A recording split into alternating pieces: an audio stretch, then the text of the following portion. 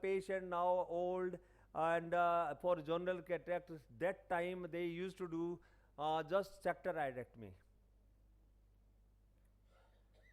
And then aphakia, I think in the past, while intraocular lenses were not used that point of time, these were the children where aphakic glasses were given, abnormal size aphakic glasses, heavy aphakic glasses, and mother had a innovations that she used to tie these glasses with thread.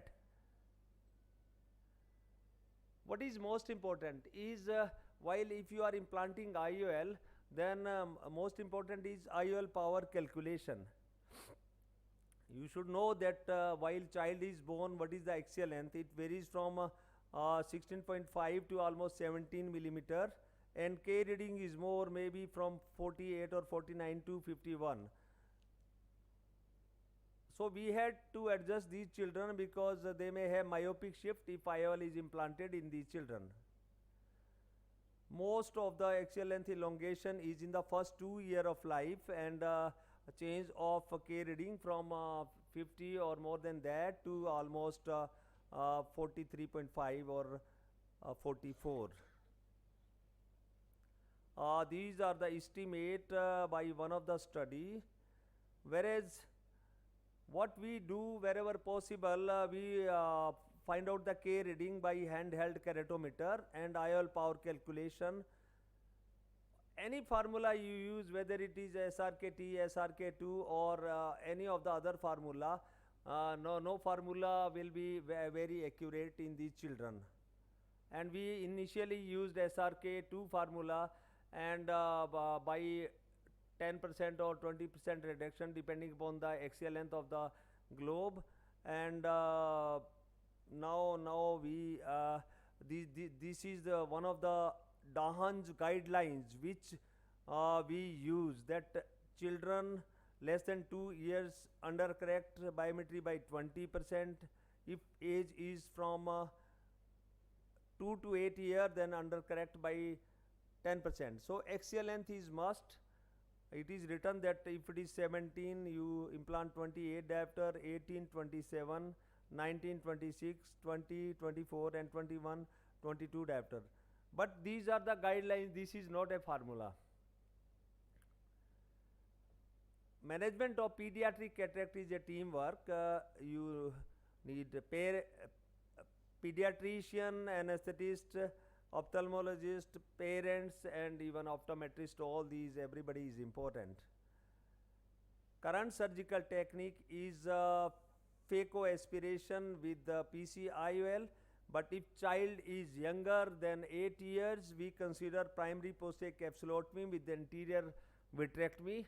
That is variably done differently by different people. Some of the ophthalmologists, they do up to 6 years of age.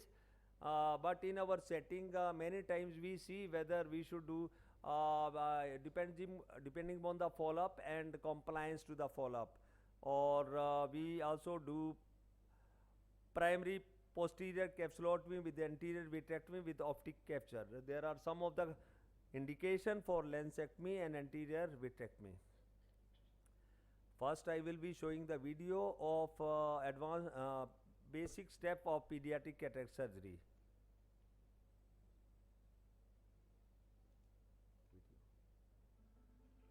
This is a case with zonular cataract, side port incision, and this is to show to the beginner that how we stain the anterior capsule with the trypan blue dye. This is the main incision. This is a beginning of the rhexis, and we aim for almost 5 millimeter continuous curvilinear capsular rhexis. And this is followed by hydrodissection.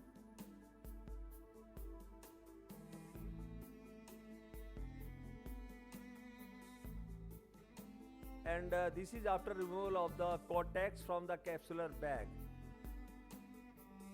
and then filling the capsular bag with viscoelastic with the needle cystotome, we initiate the posterior continuous curvilinear capsulorhexis. If you are not successful in performing posterior continuous curvilinear capsulorhexis, in this case we were successful, but then even you can use vitrectomy cutter. It is not must that you can make always round, but by experience you will achieve circular posterior continuous curvilinear capsulorhexis. This is after vitrectomy, and we are implanting hydrophobic acrylic IOL into capsular bag. So this is perfectly placed hydrophobic acrylic IOL into capsular bag, and now I will show another video. And this is one of the patient where there is a absolutely circular like phaemotorhexis. It is possible to achieve in these children, and this is after we did posterior rhexis, but there is a traction, as you can see. So these are the cases where you have to use a triamcinolone and do vitrectomy, and this is after doing vitrectomy that traction is gone, and it is a circular posterior rhexis. This is another case with management of subluxated lens with high corneal astigmatism. Almost I think more than close to 200 degree subluxation of the lens. Here why we are making this scleral flap, because we want to secure or achieve the centration of the subluxated lens by stabilization of the capsular bag. And this is the completion of the rhexis, and ideally you should put capsular rhexis forceps, these hooks, whereas I think here it was a long time back this was done, so it was a this is the another iris hooks, but ideally is to put rhexis hooks. After removal of the cortex, here we are putting single eyelid cionering. If it is much more than this, then even double eyelid cionering. Here we are securing, and this is the how very nice centration of the capsular bag, and here it is a Callisto used, and this is the final goal where we are inserting this toric IOL. Now another video. Intraoperative ORA, Optiwave refractive analysis. Here even we are marking the limbus of the child using Callisto, and that we will verify whether placement is accurate or not, even by ORA, or what is the IOL power required. So after rhexis, hydrodissection and removal of the cortex from the capsular bag,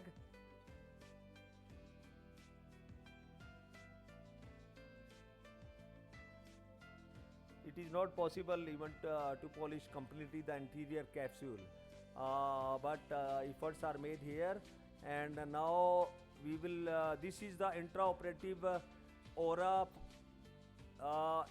IOP should not be very low, and then it will show that how much IOL power you should implant, and then you have to have your own this, that how much reduction should be there depending upon the age. This is again a toric IOL, and here is implantation of toric IOL into capsular bag, and this is the final alignment, and then again even you can apply suture if child is small, but this we do in little older children. And here we are seeing whether here it's a NRR, no rotation required, means whatever Callisto we used, that is found to be accurate by ORA.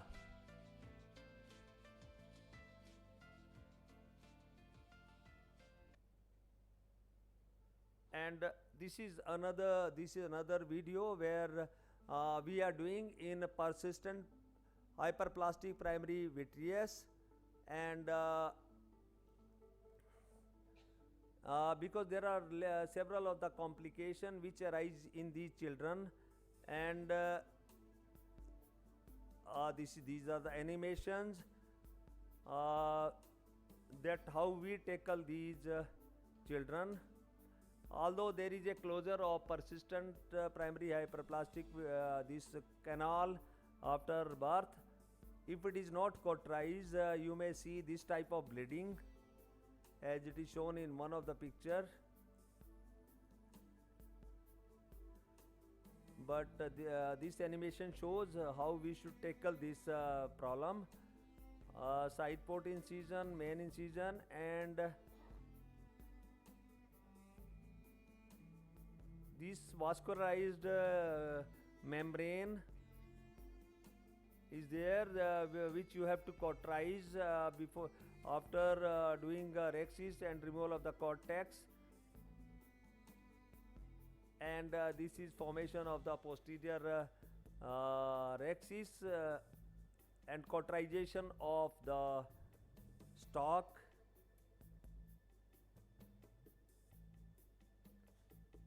And implantation of the IOL into capsular bag.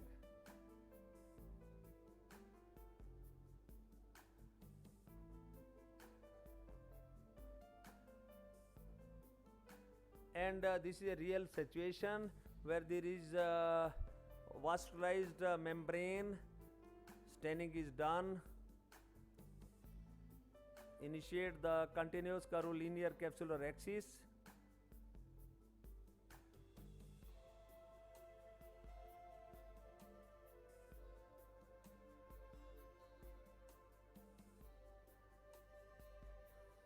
Then cauterize the vascularized membrane.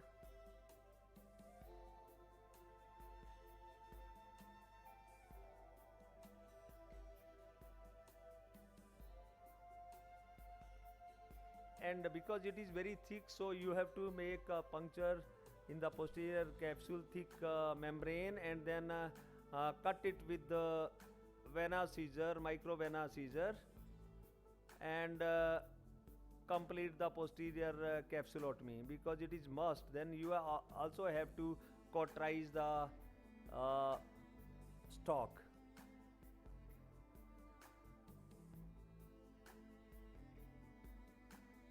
Otherwise this is just to prevent the bleeding. This is after doing capsulotomy and vitrectomy, and then implantation of the IOL. Single piece IOL should never be implanted into sulcus, so it has to be always implanted into capsular bag.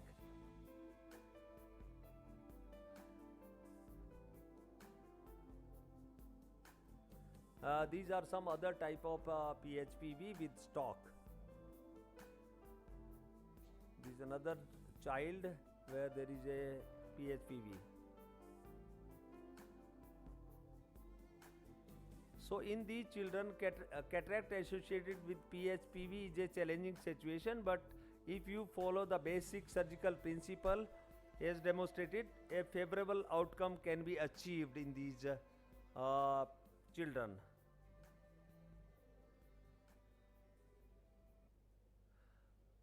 This is the clear visual axis after primary posterior capsulotomy. This is about, I think, about 30 years back. This patient surgery was done, and because that time pharmacia IOL is there, PMMA IOL in one of the eye, as you can see, but this patient had a clear visual axis. Goal is to have a clear visual axis and visual rehabilitation, and lot of thing has to be done to manage the post-operative complication in these children. What we have achieved over a period of time, these are some of the people where we have collaboration, and we have we had devised innovative surgical technique for double crystalline lens, PHPV, buphthalmos, and coloboma lens. and we were winner of the ACRS Innovative Surgical Technique 3 times, and Best of the Best award in 2013 and 2016, and Oscar of Pediatric Ophthalmology in 2015.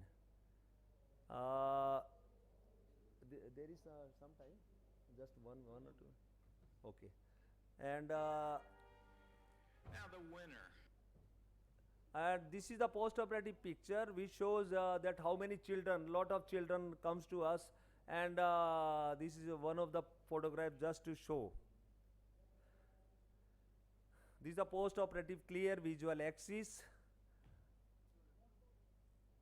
and these are some of the other picture with PHVV, aniridia, and treatment of patients with uveitic cataract. Even Azudex is seen in one of the picture. These are some of the other difficult cases where we have operated them. There are so many complications, but one of the complication is amblyopia, because occlusion therapy is mainstay of the treatment to achieve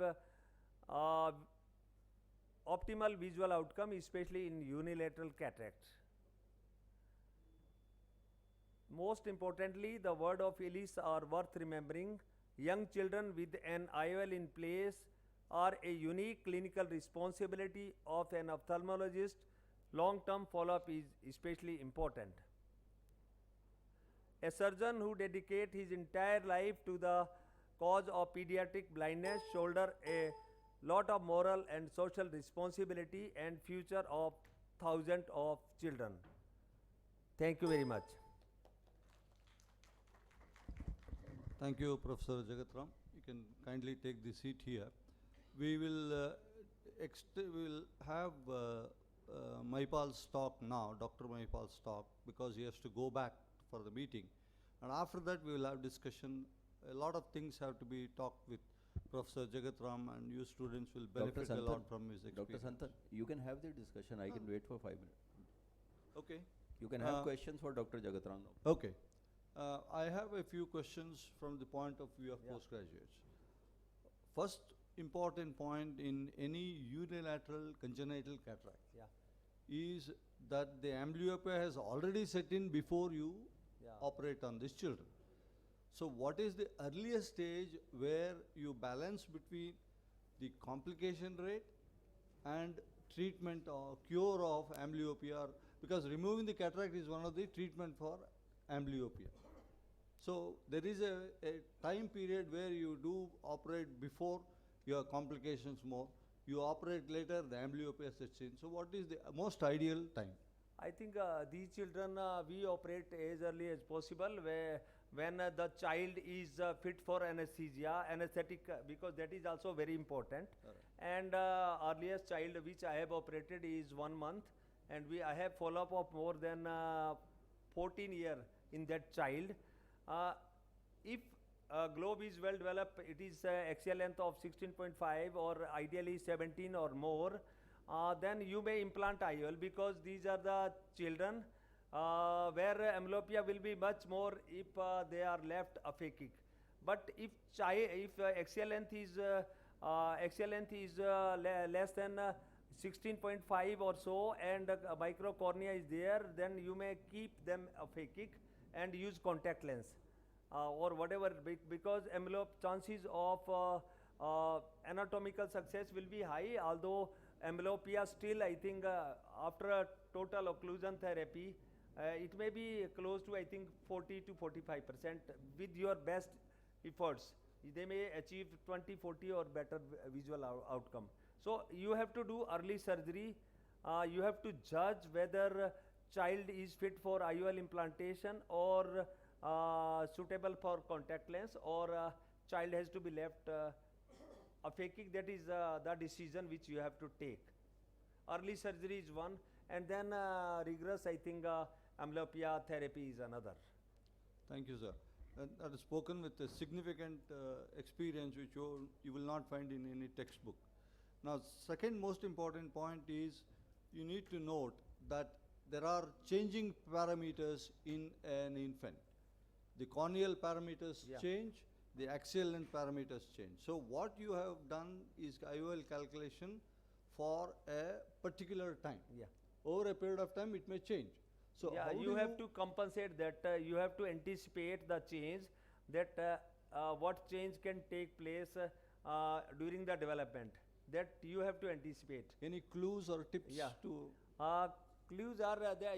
One should know also that from suppose 1 month we are operating, or maybe 6 months we are operating, that how much change is there till 2 years of age. Almost 90% growth is achieved of the globe is achieved by 2 year. Then even after 6 year there may be something. M.E. Wilson et al. They have shown that even after 6 year there is some development. So that anticipation has to be there, and you have to undercorrect. But it should not be so much undercorrection that child has 5-6 diopter plus hypermetropia, and there is an imbalance. So that you have to balance everything. Thank you, sir. Thank you. Maipal,